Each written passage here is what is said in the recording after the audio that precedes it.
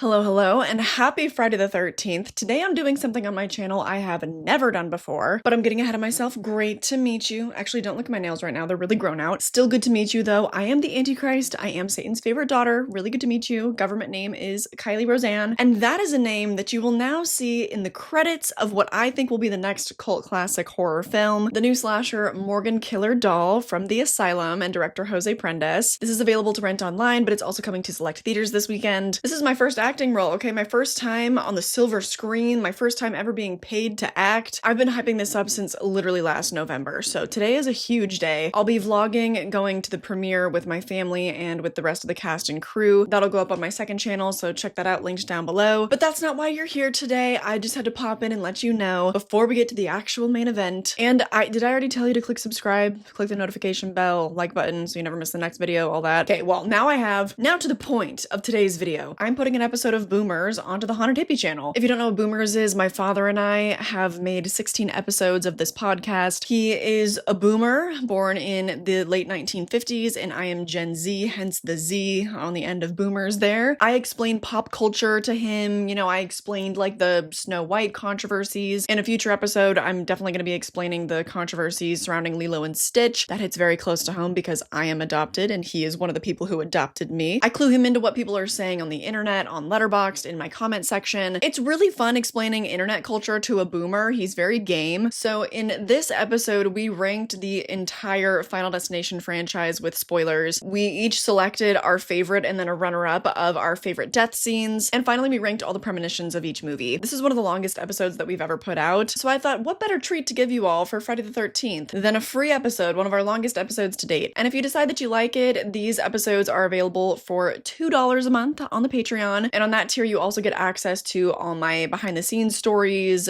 When I went to the Dangerous Animals premiere, I shared all of those stories. You get audition bloopers, you get advice. I've written, produced, directed a couple short films. I'm making my way into the industry, so you get all that behind the scenes stuff there. Then on the next tier, you get bonus reviews. The tier after that, you get access to all the watch along re-uploads. There's a lot of good stuff on the Patreon, so I just thought that I might whet your whistle today. Is that the right phrase? Or no, whet your appetite? Is that right? I think you get the idea.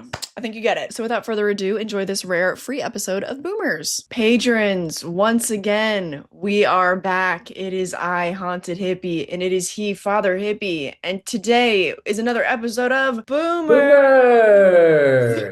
We never really solidified that as an actual opening, but I love that we're just kind of going with it. Anyway, today is going to be a really fun episode. We haven't done a franchise ranking in quite a while, but we are going to be ranking the Final Destination franchise, as well as ranking all of the opening premonitions. We're going to choose our favorite death scenes from each movie. But to kick things off, we're just going to do little mini reviews. Father Hippie has also gone to the theaters to see Fight or Flight, Clown in a Cornfield. I'm very curious how he feels, especially about Clown in a Cornfield. So we will be kicking it off there. And of course, warning you once spoilers for Final Destination starts, because we will be getting into Bloodlines, the newest installment. Yes, we will. Do you want to start with Fight or Flight or Clown in a Cornfield? Fight or Flight, I thought was a fun movie. I thought that Josh Hartnett was great in that role. I was glad to see him get a role like that. I thought it was perfect. The one thing I wanted to say about it, I thought about it a few days after the movie, and I realized that it reminded me of Brad Pitt and the Train movie.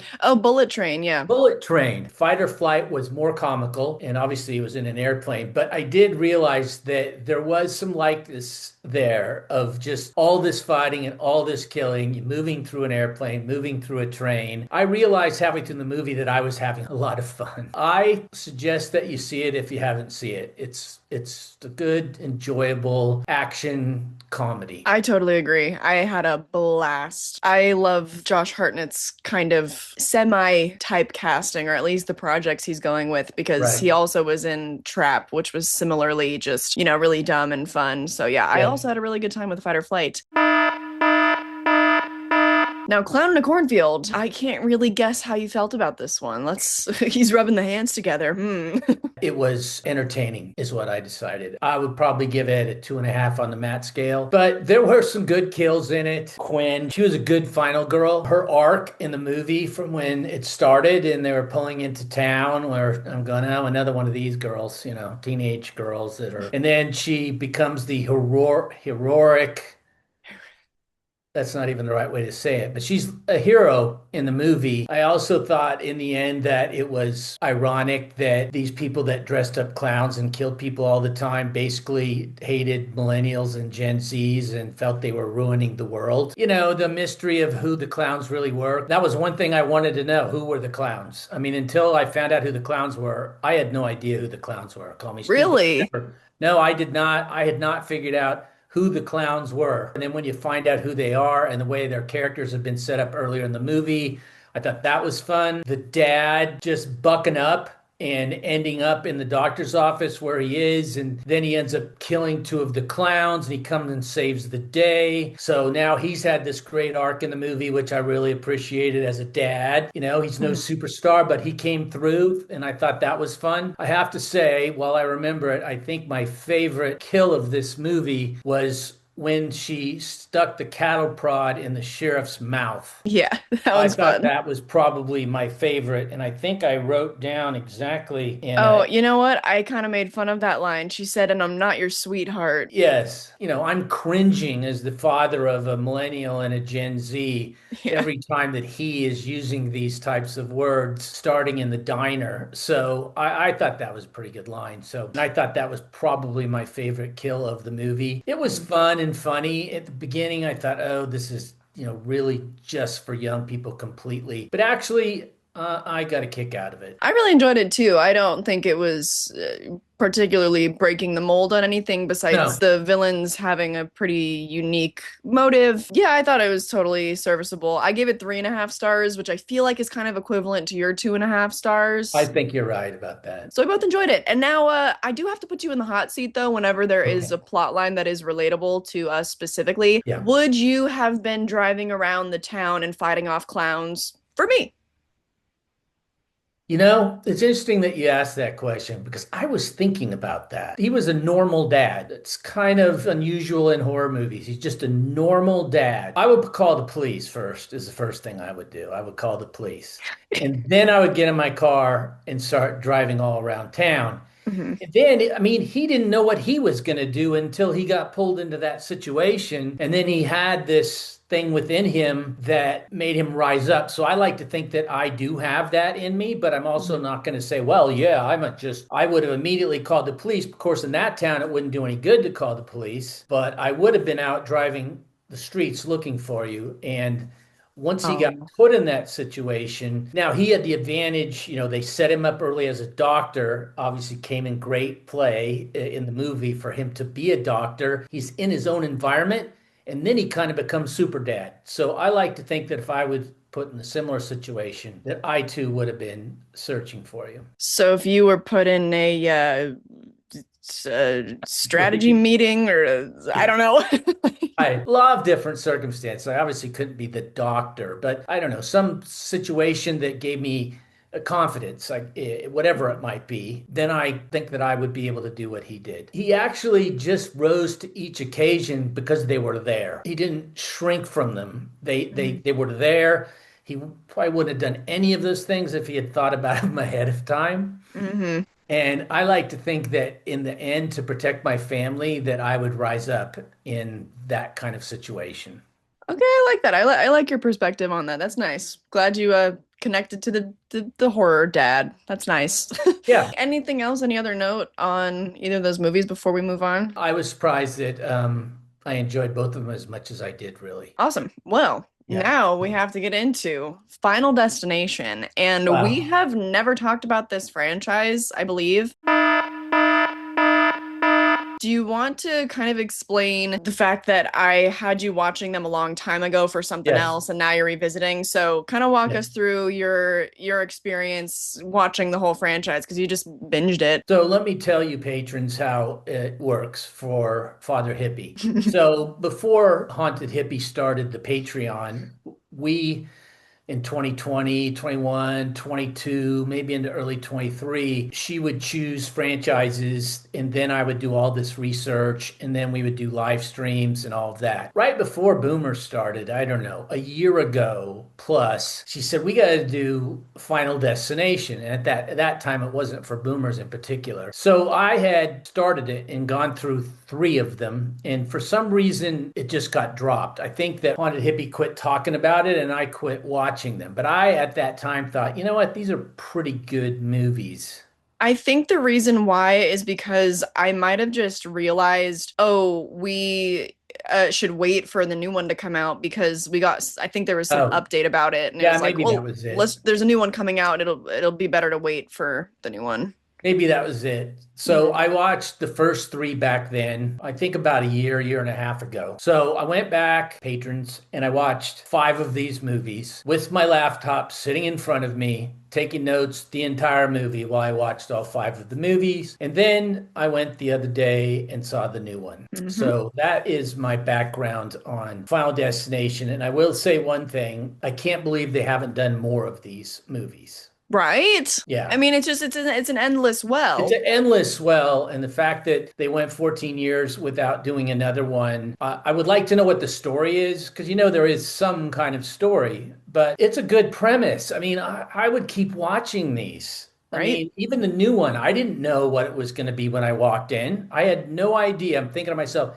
so what is it going to be this time? I am so surprised. I mean, you could definitely do 10 plus of these movies, in my opinion. So that's my open. All right, good opener. So, the structure for how we're going to be talking about all of this, we're going to get into our ranking, and spoilers will definitely start here. So, we will talk about our lowest rated to our highest. And while we do that, as we go through, I want to talk about our favorite death in each movie. So, obviously, we'll get Father Hippie's mini review, we'll talk about our favorite death. And then I think at the very end, we will then go back through and we will rank the premonitions. Without further ado, what is your least favorite movie in the Final Destination franchise? With a lot of thought on this one, I have decided that number five, what I call the bus bridge one, Uh-huh. was my number six. Really? That is Yeah. a curious choice. Okay, I've been dying to ask you this the entire time. How did that ending hit you? Well, I can't remember the ending. Oh, when they're in the plane and it loops back to the first movie. Oh, yeah. You have to understand, patrons, I have so many notes, and then I broke them down even more today.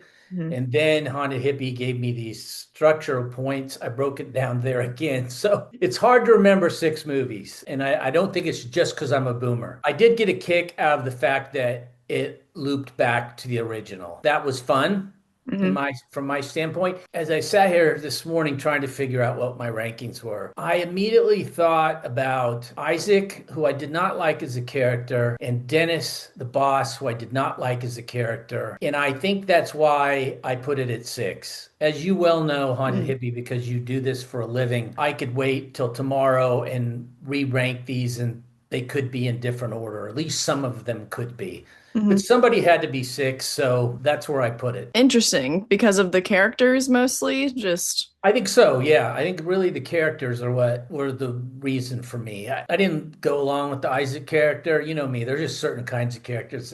I didn't like him. I didn't like distraught Peter. yeah. I still like the movie. I like Mhm. all of the Final Destinations. I will say that right here. I Mhm. like all of them. What does it get on your scale then, on the Matt scale? For me, honestly, they might all be threes and one or two of them 3.5s. Okay, that's pretty good. They're in the three to four, all six of them for me, definitely. I'm impressed with this franchise. Okay, all right, that's good to hear because I'll admit I am a little let down. That ending among horror fandoms is considered like one of the most shocking, awesome endings of a horror movie because what do you mean it's been a prequel this entire time, and connecting to the initial plane crash? But that's fair. I thought maybe you would have enjoyed like the opening and it has some of the more like ridiculous death scenes in it, but they're all good and they all have ridiculous death scenes. So, Well, that's the thing, honey.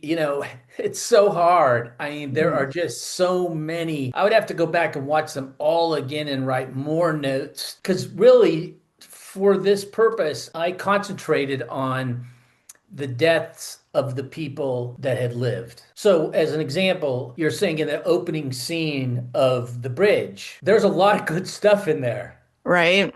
Right? I mean, there's some great stuff, and most of it I can't remember, honestly. I mean, every one of these has some great stuff at the beginning of it. That's why we got to separate the beginning of the movies from the rest of it. That's why I want to separately rank the premonitions and the big disasters in I the did beginning, that. because yeah, there are, some great deaths that ultimately don't even come to fruition, so You're they don't right. really count for the That's deaths in the part of it movie. too. So that's why I wanted to kind of do that separately. Do you have a best scene or a best death selected for Final Destination 5? Oh, there's no doubt about it. Okay. This one was clear and above the best one in this movie, and Hmm. it's Olivia and her laser eye surgery. Mine too.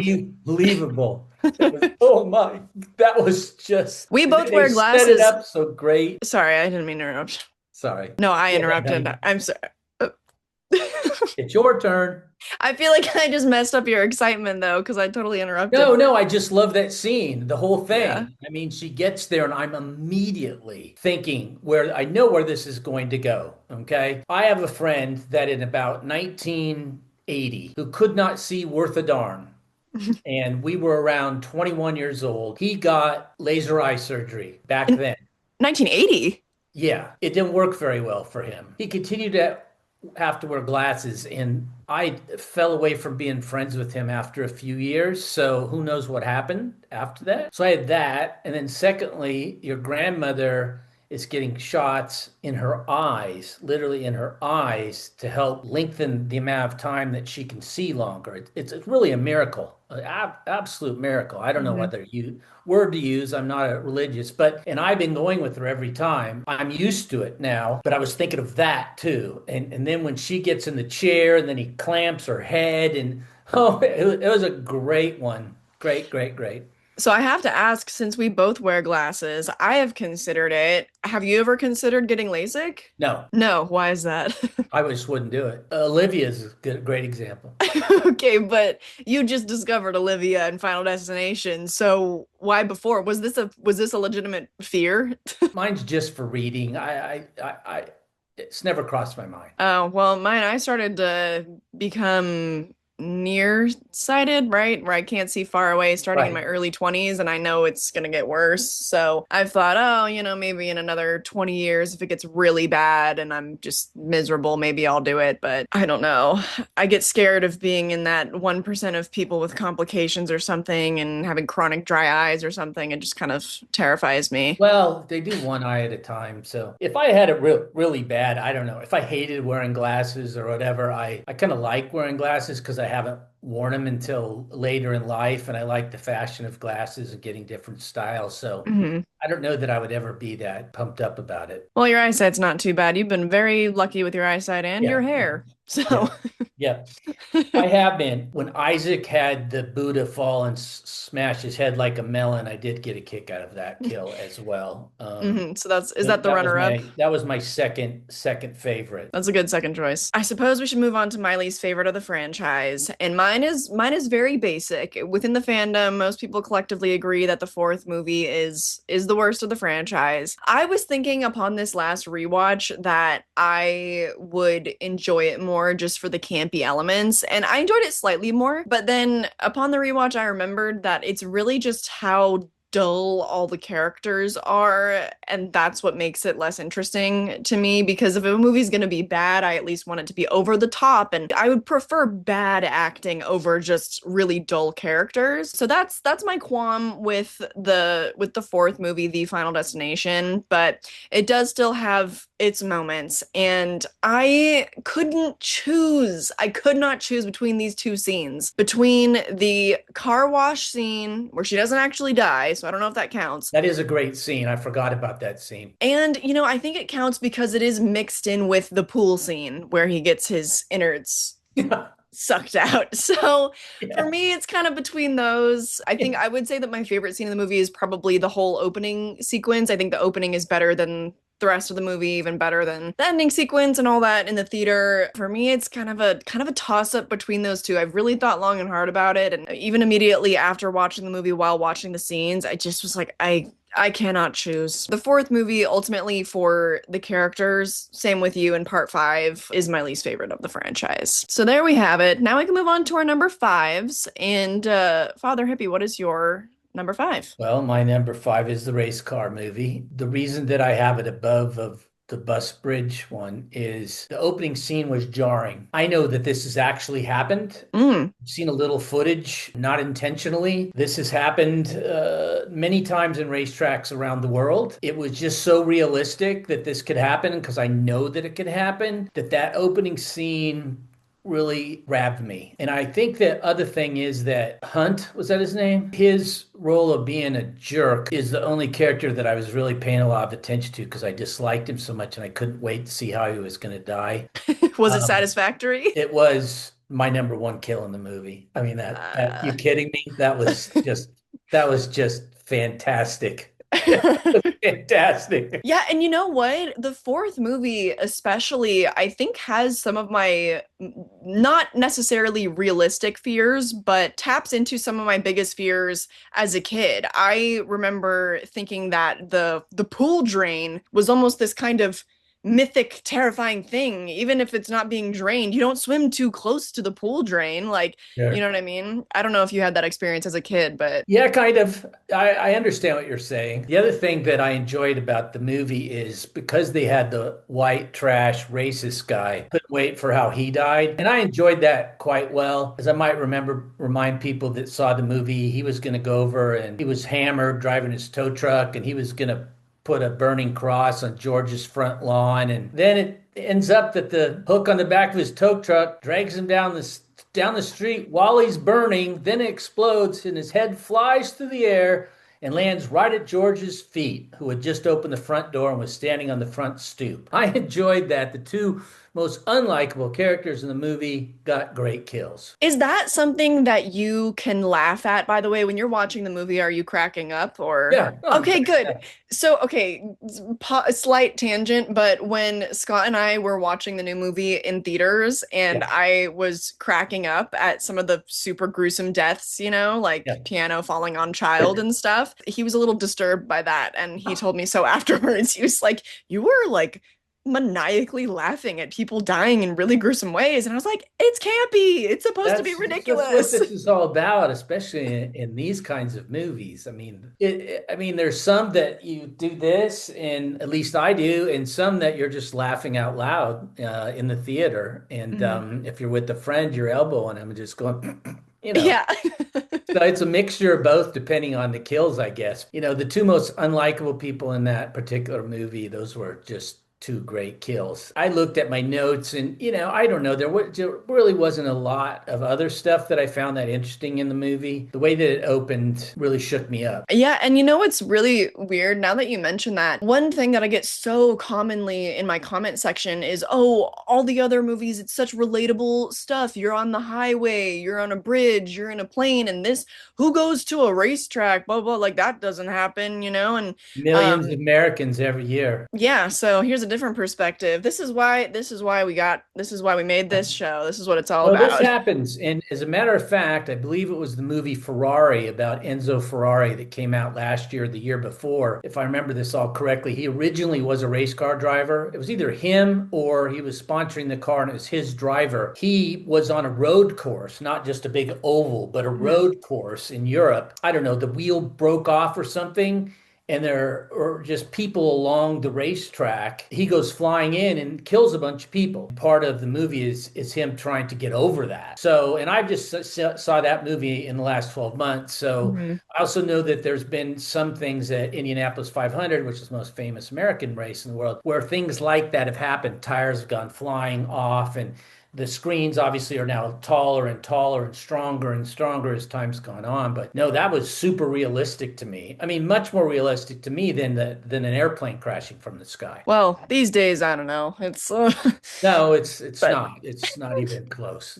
As I tell people, as a boomer, if you take flights of people dying in commercial airplanes in America in my lifetime, I could almost tick them off and tell you. I mean, it's not very many. So that one does not scare me nearly as much as a few of these other ones. So I do have one runner-up actually that we haven't mentioned from part four, and that would be the lawnmower rock through the oh yeah, eye. look, because the lady says, I'm going to keep an eye on you. And Hmm. then boom, I have that one written down too. And then she has a hole in the head from the rock. That was good. Yeah, that's one of my favorite, very meta, self-aware things about this franchise is people always have some ridiculous line right before they die, and Yeah, usually right. the line consists of, I don't know, usually the word kill or death or die is part of the line of dialogue right Sure. before they I'm die, going to and live forever. This isn't going to kill me. I yeah. have a big future ahead of me, Yeah. whatever.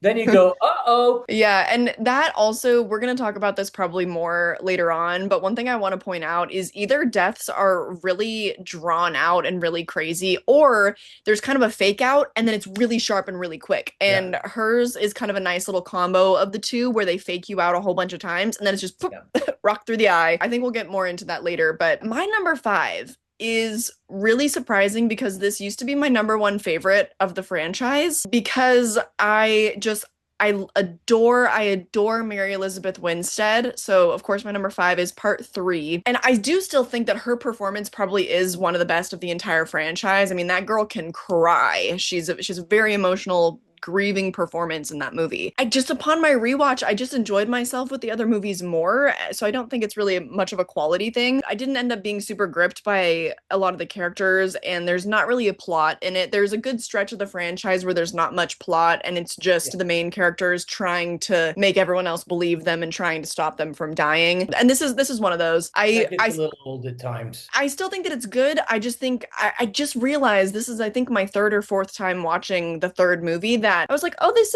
is a bit repetitive. Oh, this is the character dynamics are not really that interesting. They're kind of just people grieving together and just trying to stop people from dying. Still really enjoy the movie, and my favorite scene would be Ashley and Ashlyn burning in the tanning bed. Yes, Yep. that's a no doubter. Yeah, so I'm assuming you're spoiling your favorite on that one too, but I just feel like it's a really easy pick. It's so awesome. That is And one thing that your mom didn't watch any of these really, but she happened to be in the neighborhood at the time, and I go, watch this scene. did you rewind it? Yeah, I Oh did. my God. I just think it's an all-time classic because whoever thought that one up, it was just a great one. The third movie also, I appreciate it because it's not generally outwardly funny. I don't think there are any like setup punchline actual kind of jokes in the movie, but there are those little subtle things that come from the editor or the practical effects team or whatever that just make you giggle. That's one of those moments. Also, I do actually tend to like the repetitive element of almost every single time that somebody dies, blood ends up on Ryan and Wendy's faces. They're front and center and just screaming, and blood goes projectile on their Yeah, faces like four different times. And yeah. it's funny every time. So yeah, I still love the third movie, absolutely. But yeah, that's my number five. Now we can move on to your number four. Well, that's my number four, and my Oh, favorite kill. As you know, I love roller coasters. we both do. Yes, we both do. That's why I like this movie ahead of the other two, probably, is because how much I love roller coasters. I mean, who hasn't been on rides like that and hasn't thought about that happening? I Right. haven't thought about a giant bridge falling down, to be frank, and I don't go to car races. But over all of these years, and it's many years of going on roller coasters, yeah, once in a while, you think about it a little bit. That opening for the movie, having it be about the carnival and all of that, that's why I ranked it ahead of the other two. And the kill I said was my favorite. Yeah, that was really my favorite one. I guess the other one was when Pip got the nail gun to the head, like 8 nails in the back of her head. That was a pretty good one. That's a good one. Also, I think his name is Frankie or something. There's sort Oh of the yeah, in the drive-through. It's Frankie in the convertible. that's actually a better scene than I think I've given it credit for in the past because we all go through drive-throughs Yeah, time and no, it's a again. great. I probably go through a drive-through once a month, you know. We do maybe a monthly in and out run, and so we're in drive-throughs pretty constantly. Well, I'm proud to say I've not been in a drive-through for close to 15 years, but But not Starbucks? oh, that's true, but not very often. But yeah, Starbucks, I have been a few, but I normally try to walk in. But yeah, that scene, if you really think about all that it took and all that happened in that scene, Frankie, who's a jerk anyway, just whew, takes his head right off. Well, just the back of it really Was that what it was? Yeah. kind of motor. Well, it's like I think it like kind of slices like Was just the that what it top of was? So you his. saw the gross back of his head? Yeah, you see the brain matter. So it's not a clean decapitation. It's quite messy. I think it was the last one of the last ones is when her sister's running along or whoever it is running along and takes the flagpole and it just goes right through her. Well, the horse running around The is horse running crazy. around was good. That's another Yeah. reason I like carnivals. But I mean, Yeah. I liked all of that stuff. I thought that that was fun. Oh, and this is the one where the ending of that one is when they're on the subway train. Yeah, most of the movies follow the formula of having the button on the end where either it's the main characters or someone else that thinks they've survived Yeah, and there's yeah, just one more twist, to yeah. the climax. Which is another reason I love these movies. The way they take you on this journey, and then you're going, ah. Yeah. And if you're a Final Destination watcher, after you've watched, say, two, by the third one, you're getting a pretty good idea. And I'm talking about myself. And by four, I'm going, okay, I know what happens now. So then everybody's in their happy place at a coffee shop or sitting outside a cafe in Paris or wherever they may be. That's still gonna get them. Well, I just love when a movie is really bold about messing with me and it's just really in your face Yeah. nihilism. I do appreciate nihilistic comedy and yeah, you go on a whole journey with characters. Yeah. Well, that's too bad. And they're all gone. Yeah, that's too They're not bad. going to be in the next one. My number four would actually be the original film. I don't know if this is going to end up being kind of a hot take. I think even me having the third movie so low might end up being kind of a hot take, but the original movie I do really enjoy. I think it has maybe like the second strongest plot of the whole franchise actually, so it's got the most interest there. But I think the problem is that when you retroactively go back and watch it after watching the franchise, and now I've seen it a couple times, you know what's going on, so it does feel a little bit like plotting, just waiting for the Yeah. characters to figure out what's going on, and you're like, oh, they could have squeezed in a few more fun deaths during this time because obviously Yeah. that's what the franchise became. So I am just not quite as entertained by the first movie anymore, but I think that it has maybe the best, some of the best tension built in the whole franchise because the first movie is definitely taking itself very seriously for the most part. There are some moments that are very, just getting hit by the bus. There are a lot of moments that are very just kind of a middle finger to the audience and shocking. But for the most part, the movie is taking itself pretty seriously. Tonally, I'm not super drawn to that with this franchise. I still love it though. For me, it's a 4 out of 5. And for me, my favorite death in the movie, which is also the most tragic, and for me, I think the most effective and still bums me out every time, is Todd getting strangled by the wire in the bathroom. Yeah. That whole bathroom setup, Wow, that it's just really well done. I think it's really well done. I think that it's my favorite scene in the movie as far as tension goes as well. It has a really, really long buildup, and it's not one of those ones that psychs you out and then, oh, you think he's fine, and then it's really quick and relatively painless death. No, the whole scene is drawn out, and then his death itself is also very drawn out. So it's a little weird calling it a favorite because it is, I think, kind of the most gruesome and the most upsetting, but I just think it's the most well done. So that's my number four. Now we can move on to Father Hippie's number three pick. The new one. Ah, okay. Bloodlines. I enjoyed it. It was great to be in the theater to see my first Final Destination movie. Unluckily, I did not have very many people in the theater with me, but that's just the way that it worked out. Oh, bummer. Yeah, because I had to get it done because I was gone last weekend, or I would have seen it over the weekends with people. I had to think about this a lot, how I felt about this movie. I decided that the reason that it wasn't number one or number two for me was it didn't grab me the same way after the opening scene. For whatever reason, her journey just didn't grab me as much as I would have like to. I think that I could say that I got a little bit too much Stephanie in the movie. Okay, fair enough. I actually had a really similar note. In my review, I talked about the fact that it ended up being a slight letdown for me for a little while, just because I thought that Brooke Bassinger was carrying the opening really well, and I felt pretty invested in her character. So then it took me a while to get on board with the lead, with Stephanie. Right. So I had kind of a similar experience. Does that have anything to do with you disliking the formula change, or did you like the formula change? That was the other part of it. I wasn't sure I felt how I felt about that either. I didn't dislike it, but I also kind of wanted to see another one just like the others. And being neutral on something is a tough place to be, because then you can't really have much of an opinion on it because you're Right. just sort of in the middle. So that's kind of Right. tough. But do you have a favorite death from the Oh, movie? well, there's two, and they're two fantastic. The first one, I laughed.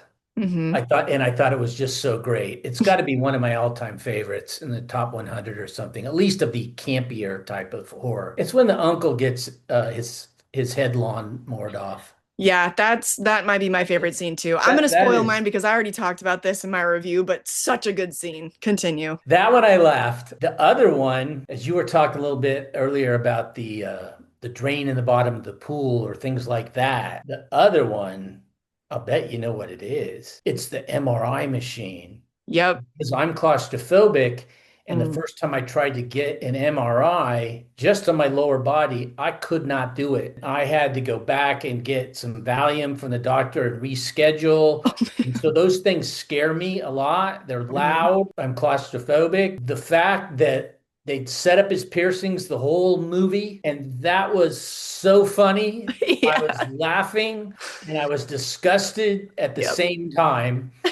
But I was laughing about all the piercings because it was just so great and so obvious. And it was such a great scene, whoever came up with it. And then at the end, the wheelchair just crunching him in and all of that. Mhm. When his younger brother, that candy bar machine, we knew something was going to happen with it. And that's that spring, and that spring screwed into his forehead. Those two scenes were fantastic, in my opinion. Those were my two favorites as Oh, well. But you bring up that the MRI is actually one of your, real life fears, yes. let's say. I don't think you've mentioned that previously in the other ones that we've spoken about, besides saying that the racetrack one was kind of realistic. Have none of the other ones Oh, contained any of your probably. Oh, I know. Whew. The opening of this movie. Ram the extra people in the elevator. I'm Mm. out. Okay. I am out of that elevator. I Yeah. am not. That guy could say, look, we have room. I'm going, no. I'm not getting on there. I have had experience with this. I used to be in the toy business, and I would go to the toy show in New York City every February, which Mhm. happens to also be my anniversary, my wife's birthday, and Valentine's Day, which I missed for 5 straight years. So that was difficult alone, although your mom was understanding. But anyway, that was at the height, no pun intended, of my claustrophobia. And the toy building is really old. And our showroom was on the whatever, 10th floor. And the elevators were old and small. And I got on it once and had a situation like that. And I popped off that elevator, and the rest of the 10 days I was there every year, I hoofed it up to the seventh or 10th floor up the stairs. So that scene, that opening scene in that tower, which for me, obviously, it's like the Space Needle in Seattle, which I think they were thinking of because it opened for the World's Fair in Seattle in the 60s. And we've been to. You took me when I Yes, think I that's was like right. 15 or We've been there something. together, correct. There were a lot of things in that opening scene that hit me that were scary. Right on. Good They anecdote. really hit home. The cousin and the whole scene in the tattoo parlor, from beginning to end, to the opening scene of him piercing her tongue, and then all that happened with the chains connecting to the thing, and then you think he's dead and all that. I thought that was a great scene, so I had to call that one out. And I gotta say, when they're standing in front of the house and he's just going, I'm never gonna die, don't worry, I'm not gonna die, I'm not connected, you guys are all full of it. And his sister comes up and puts her earbuds in and starts to jog down the street, and eventually gets her head squeezed all the way that it Yeah. pops open at the top. So there were a lot of things from that movie that I thought were funny. I've said it before that Final Destination never left form, but it's just another good Yeah. installment. My number three pick would be Final Destination 5. I think I ranked it higher because I just am a really big fan of the premonition on the bridge. I remember when I was younger being freaked out driving over bridges and stuff. It just never was something that I enjoyed. And we don't do it very often, but we've taken a couple trips into San Francisco, the two of us. And from my memory, it's just not something that I am particularly comfortable with. I remember when I was in Girl Scouts, in fifth grade or something, we had to walk across the whole Golden Gate Bridge and trade little pins I with the remember other that. girls. I think I'm fine now. In my adulthood, I've walked across like the London Bridge and stuff, and I'm pretty good with heights. I'm all right. But growing up, certainly bridges were a fear. And so I really like the opening. Of course, I love how it loops around in the end. I think it has a stronger plot. I'm kind of there for the characters, and their drama is not super interesting, but it is more interesting than the bulk of the previous movies that I've mentioned, where there's just not that much going on with the characters. And I genuinely am rooting for the couple. I mean, they're bland, but they are likable. Yeah. Enough, likable enough. There are some really good moments in the movie as well. I think it's also kind of the cast. I recognize the cast from a lot of other stuff, so there are a little bit bigger names in it, which is just fun. And obviously, my favorite scene has to be the LASIK surgery Yeah. scene. We didn't even mention the little piece de resistance where she falls onto the car and her eyeball pops out and then gets rolled over and popped by another Oh, and car. then run over by a I mean, car. it just keeps going. It just keeps going. So I don't have too much more to add to that one. I think also the gymnastics part hits close to home because I did gymnastics until Yeah. I was like 12 or whatever. I like that Tony Todd has a little bit of a bigger role in that one. Yeah, it's just that one's just a good time to me. But not too much more to add. So we can move on to your number two. My number two is the original. Most of what you said, from my perspective, the first one and the last one actually had storylines, in my opinion. Hmm. They were good storylines in general. They're interesting, something to follow through the movie, which was different than the other ones in between, which you've already said. It was a great movie. There's just no doubt about it. It was a really good one. But like you said, after you've watched a few of them, and then like me going through the notes, and you're saying to yourself, okay, what's my favorite kill from the original? I'm going through them, and really nothing completely stood out for me. The scene that you talked about in the bathtub was really a good one. My favorite death in that movie was when they're at the railroad tracks and Carter, or whatever his name is going to kill himself, and then the seatbelt is stuck, and we're going, okay, this is a callback. Yep, there he's going to die. And in the last second, he doesn't die, and the kind of naive kid Billy is standing there going, all right, we didn't die. And then this thing is flying through the air and chops his head off. And Hmm. I wasn't ready for it, and that's my favorite kill in that movie. I'll ride or die with the original. It's a good movie. It's a good movie. I don't know if we've gotten to the bottom of it yet, or if you could even choose, but do you prefer those really quick, shocking deaths like that one and when she got hit by the bus, or do you prefer the more drawn out ones like Todd in the bathtub or the teacher with the drink and the spilling water and the computer exploding and the knife falling on her? Like, Well, I when I look at mine are not to give anything away because I have one left, but the Olivia and the eye surgery that took some build up and all of mhm. that, right? That's it. Yeah, my other choices for the movies is my favorites are the just out of the blue things that I either laugh or cringe at or do both. For me, it's too hard. I can't really decide on my favorites. And the my favorite formula of the kills either. I think that they're all just so brilliantly constructed, whether they're Oh, super drawn out or they're just super quick and shocking. They're both effective. So for me, my number two pick would be Final Destination 2, which I'm sorry to spoil it, but I can tell that that's your number one, so yeah. we can chat about this one now. I love part two. It's for me, it's a 4.5 out of 5. I just think that from top to bottom, it is so entertaining. The only weak point for me is just that the characters are just kind of dumb and annoying. Right. And I'm not super taken by their drama or anything, Yeah. but it does have an interesting component of the ending being an anomaly in the entire franchise, so there's a lot of points of interest. I think it's interesting that Clear comes back, which Clear Rivers, by the way, as a name in a movie is awesome. We should bring Yeah. back stupid names like that. My favorite sequence, and it's so hard to choose with this movie. So I'm just saying this for right now, but I feel pretty good about it. It would be the apartment complex fire, the guy who wins the lottery. Oh yeah. And yeah, that's I love that one. my favorite sequence because it contains both the things we were just talking about. There's this Oh man. super drawn out fake out, and at the last minute where he's thinking he's the luckiest man on earth, he gets impaled by the ladder. I mean, he's down on the ground, went through all of that stuff that we're thinking each one of these things is going to kill him. I Yeah. mean, I would have laid $100 down that the garbage disposal was going to eat his arm. Okay. Right. So they did a great job of all of that. And then I think actually he really did say, as he's standing there on the ground, yeah, shit, I'm lucky. And then boom. Yeah. Were you ready for that? No, that was so good. Yeah. Okay, so is that your favorite scene? Do you have another? No, I have another one for that one.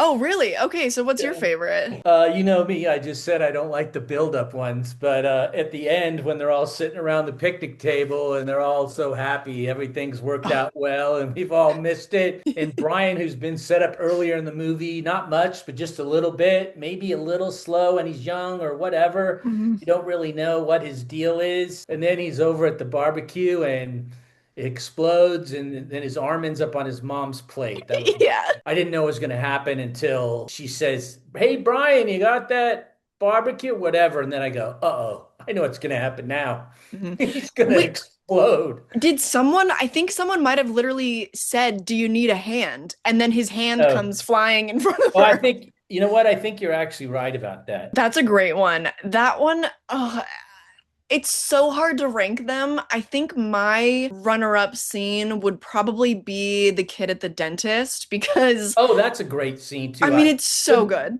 That's one I wanted to bring up. From all these movies, there are two of those. One's the tattoo shop, and one is that dentist, where the people don't die, and you're Mhm. sure the entire time that they're going to die. They do a great job with it. Obviously, they've shown And all and these. the mom in the salon as well. And then with the lawnmower rock afterwards, it's the same Oh, thing. yeah, Hmm. you're right. That's the other one. But I Hmm. those are so well done. The dentist office from the very beginning, I'm just going, okay. And Hmm. then the way that he gets killed is just fantastic. Yeah, you know what? I guess I have my answer because it seems like my favorite scenes are a combination of the two, where there's the really drawn out moment where you think they're gonna die, then they Yeah, don't, and then bam, they die. yeah. So I think maybe that answers the question, or maybe not, because so many of the scenes are structured like that. But anyway, I just love that he gets smushed. I mean, it's so funny. Yeah, so that's my runner up. And then obviously my favorite movie of the franchise somehow. This may change because obviously that there's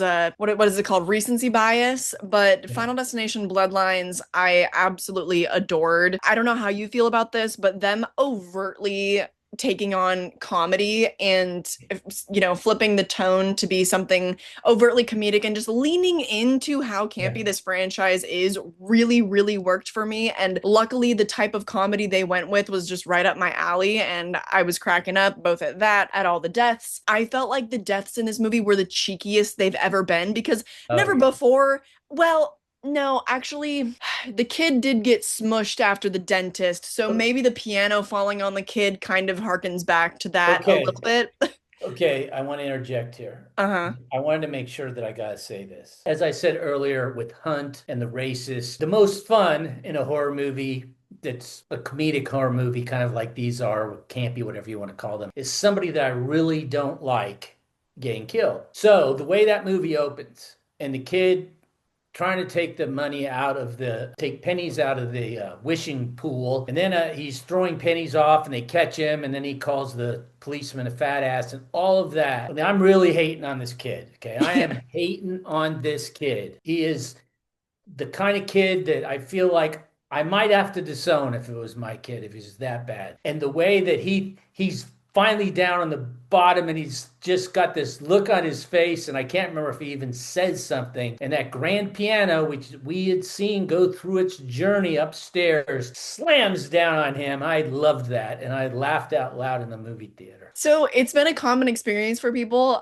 It happened in my theater, and people have been talking about it on Letterboxd that their audience cheered for that little kid's death. I don't know if I'd experienced that before, but yeah, that was awesome.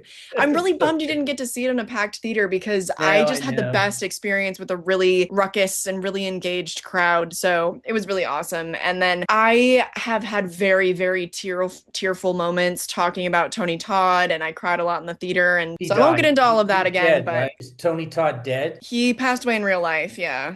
Right. So which guy was he?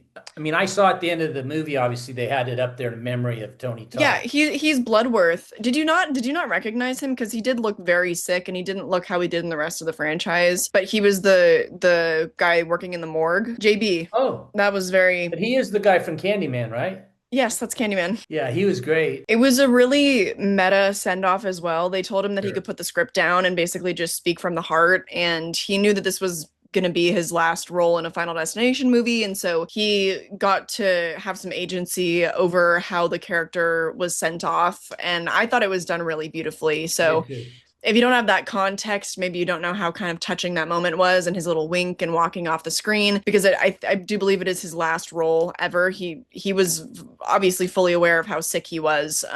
So he was very intentional with it, and that's why it was a very emotional experience for a lot of people, and probably why the recency bias is also so strong for me. But Yeah. with that kind of thing, I feel like it's always going to be really special for me. And just how fitting it is that his character has been so heavily associated with death in this franchise. Yeah. It's the most like eerily but beautifully poetic thing ever And that that's how he he bows out of the movie business. and of life. He passed pretty shortly after that. I mean, it was like his goodbye to the world. It was, I mean, it's just it's insane. I can talk about it without crying, I guess, but I don't want to keep talking about it because I will start crying, so I don't want to do that.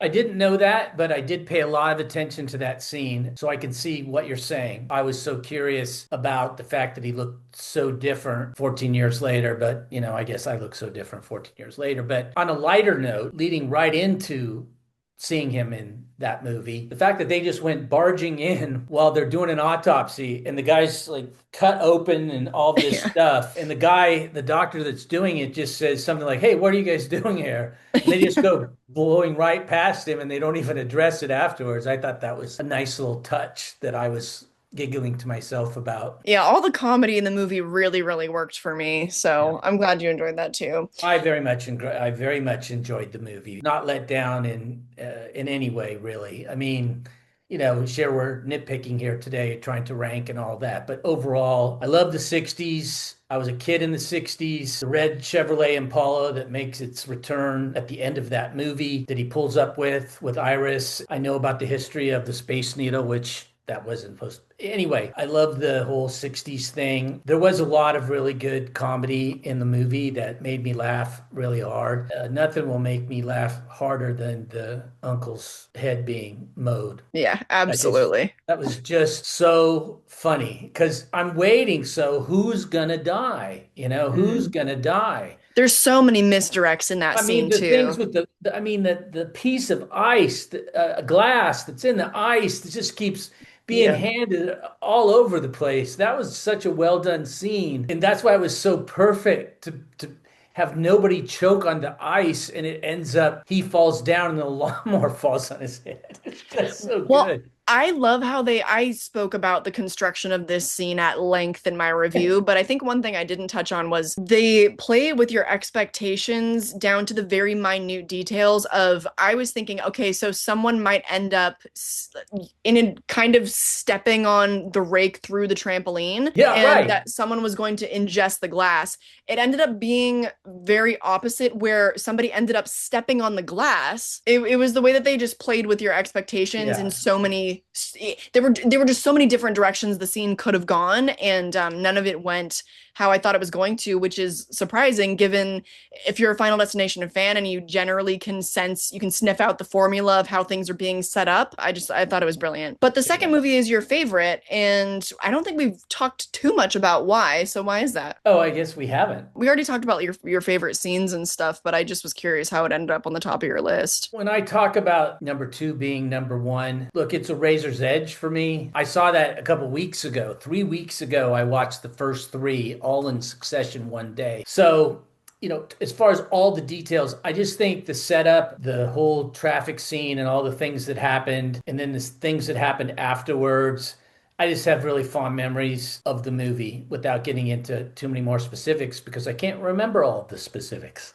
That's all right. We've already talked about some of the specifics. I mean, your favorite scenes and stuff, so that's no worries. We're running out of time just a bit here, so we might have to speed run the last segment just a little bit. But now I want to rank the premonitions because they can be some of the best parts of these movies, so I wanted to do this separately. Perhaps I can go first this time Go and share ahead. my least favorite premonition. This one I fear is going to come as a shock to a lot of you all, but my least favorite premonition would be from the first movie, the plane crash. Only because, so I enjoy all the tension building and everything when they get to the airport and he's seeing all the signs. I find it to be rather goofy because I'm not really superstitious like that, but I'm enjoying that kind of buildup of it and stuff. But the premonition itself and the little steps leading up to it, the little thing falls off of the tray, whatever. It happens relatively quickly and it's not a super big spectacular thing. It happens fairly quickly. It's a hole blows out and people fly out, but the explosion it's relatively quick and they become much more of a spectacle in the continuing installments. So that's the main reason why I do prefer the much more drawn out and disturbing openings. So that is my least favorite. What about you? Me too. Really? Because Yeah. you're not scared of planes, right? I'm not scared of planes and ditto everything you said. The plane scene itself, when the people are dying, is not that interesting to me. The thing that's interesting to me is that he has a premonition. It's the first movie. And two, what happens as they go through the rest of the movie and what starts the franchise. But in Mhm. that particular case, just the airplane's going to crash. I mean, that's just. People worry about all that. I mean, all the air, honey, I've traveled millions of miles on airplanes and I've heard so many people worried about airplanes and all of that. Basically, I'm the same with you on that particular one. I think that we have a really hot take on that one because I think a fear of flying is one of the most common Sure. fears for people. We might hear about it in the comment section, but I also grew up on planes. Like we just travel a lot. I feel like living in the States too, everything is just really far apart. So I just grew up on planes and have never We had traveled an a lot ever issue. since you were a baby, so you've Yeah. spent a lot of time on airplanes. And I've only been scared on an airplane maybe once, and it was a small plane in a big storm. So, I don't know if I've caught that story yet, but maybe for next time. My number five pick, my fifth favorite premonition of the franchise, is from part four. I do find myself reconsidering that a little bit now, learning from you that that actually is a pretty common occurrence. I think that upon the next viewing, that might sort of,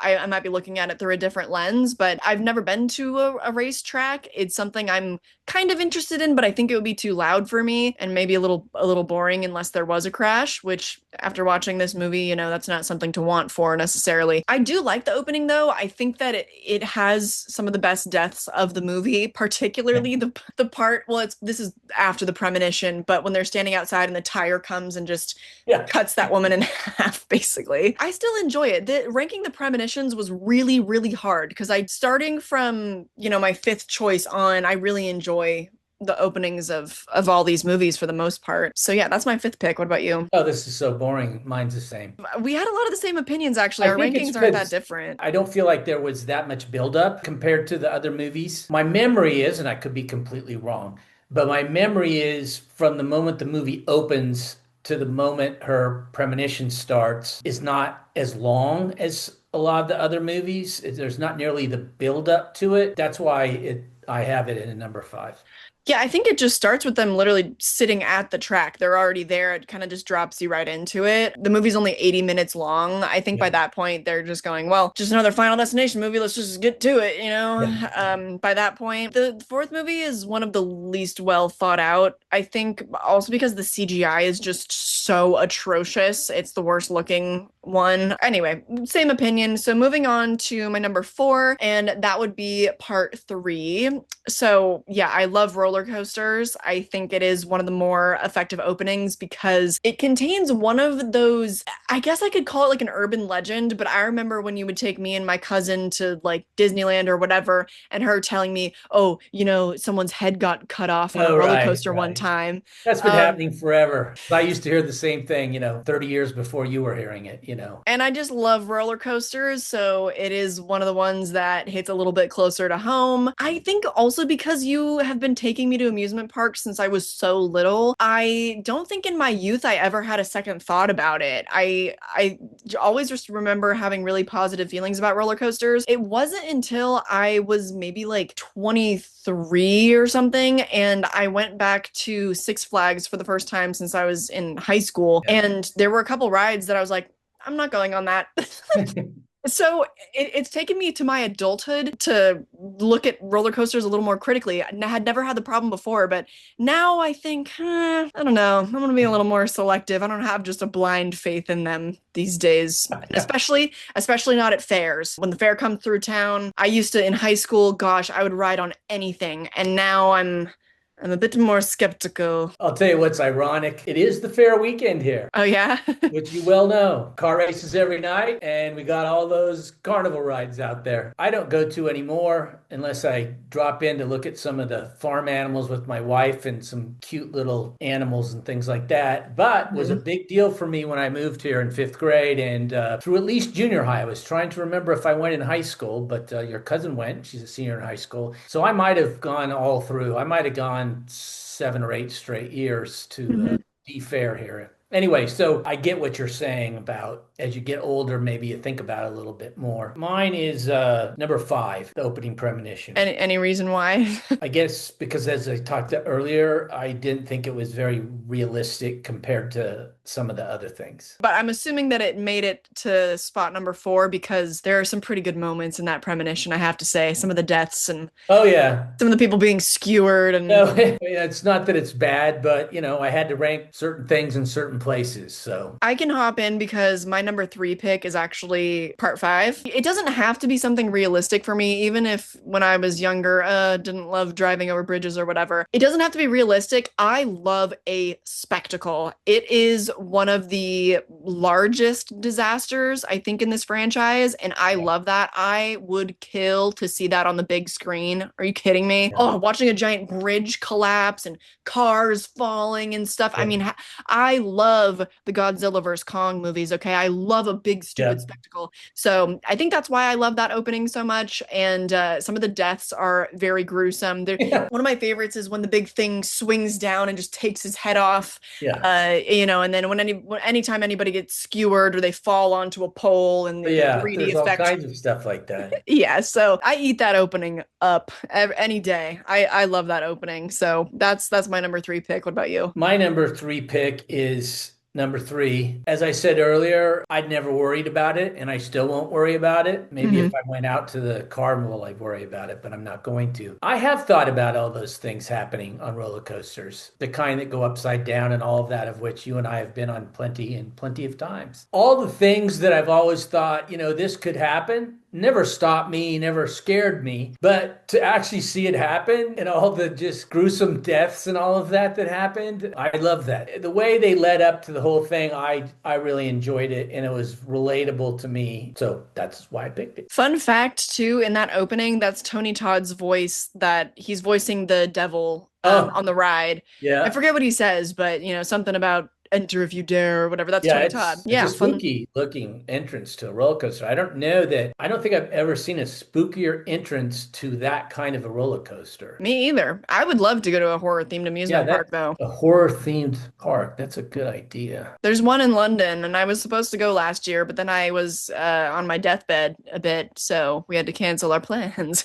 Yeah. Anyway, my number two pick for premonitions would be part six, the new movie Bloodlines. We've already spoken about, and I've already spoken in my review about just the editing and how tongue-in-cheek everything is. All the setups and the payoffs are just immaculate in that movie. So beyond that, it's the spectacle for me. I mean, are you kidding me? A giant tower just breaking apart and falling out of the sky and just people falling through a dance floor. I eat it up. I eat that up. Love a spectacle. That's it. We match up on that one.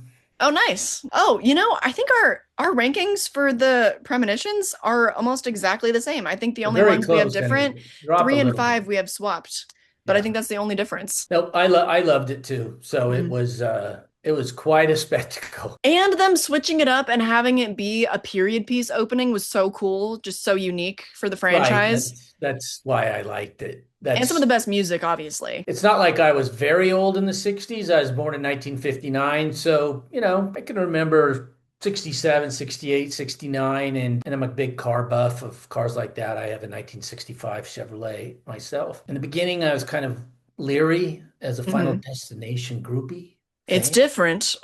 Different. I don't know if I like that. But the whole thing, the way they set things up with the band and the snobby guy at the front entrance and the little kid and I think that we need to get like a bingo card or something for when we talk about period piece movies, because the only thing you didn't hit on, I think, was the cell phone aspect of it, but you talked about the cars. well, the Anyway, it's just clothing, the way they were both dressed, the two of them, the style. all the style, the music. I mean, the music they were playing while everybody are jumping on the dance floor. I mean, let me tell you, people, if you've gone to weddings in the last 30 years, they always play that song. And the fact that I know the history, all it was just a great mixture of things. And as you said, I love movies that don't have security cameras and phones. So Yeah. Our number one choice obviously is part two. yeah. I'll let you go first. I feel when I look back at these movies that the premonition happening and all that it entails from beginning to end is just the best one. In my mind, there wasn't even a comparison. There Agree. is so much stuff going on in that scene. And because that could happen to any of us at any time, it's the one thing out of all of these movies that we've just talked about, the only one, in my opinion, that could happen to any of us at any time on the highways. And Haunted Hippie Mhm. knows that I'm a big person about, driving safely and defensively and all of those things. So that movie has just had me. There was just some great kills, deaths, and there was no other choice for me but this one. I agree. I also love just how quickly they're able to set up characters, because so often, I recently talked about this with Until Dawn, they'll just blah blah blah blah blah blah blah exposition dump dialogue or something. What Final Destination 2 does is the moment you're dropped down for maybe 30 seconds in the car with this guy, you see the disheveled hair, he's literally snorting coke while he Yeah. drives. The cop passes him and he calls him like a pig or something. He's like, Yeah. "What? You know who he is." Like they just give you these really brief moments and introduce you to literally everybody. There's like the mom nagging her kid in the car or Yeah. whatever their little dynamic is. I just think it's so brilliantly set up. You get just a little taste of, oh, I kind of know all these people now. And Yeah. obviously for me, it's the spectacle. And the main reason why I think this one makes it above all the others is because it is the most practical as well. They Yeah. destroyed some cars for There's no this doubt about movie, that. and I am here for it. I love a practical car explosion, crash, Yeah. roll, you name it. I'm just Yeah. so here for it. I just think everything about it is so brilliant. I concur. I second what you said. I think it is the most well done of the franchise. We As being great minds redundant. think alike. I mean, our rankings for the premonitions were damn near identical. So that wraps us up. We went pretty long today, so I hope that you guys enjoyed the extra long episode of Boomers. Father Hippie once again, thank you so much for joining. This has been one of my favorite conversations I think that we've had of one of my favorite franchises. It was fun. I hopefully am going to see Mission Impossible this weekend. I want to see it this weekend because there'll be a lot of people, but we have company coming, so I don't know. And I'm also going to go support my friend and see Lilo and Stitch, but I also have to watch the original first, which I can see on Amazon since I don't have Disney right now. So Mhm. I told Kylie that he was at the opening in Hawaii night before last for Lilo and Stitch. So no matter how you feel, I'm rooting for Lilo and Stitch. And thank you, patrons. Thank you, patrons, so much for joining us for another episode of Boomers. We will catch you in the next one. Bye. Bye.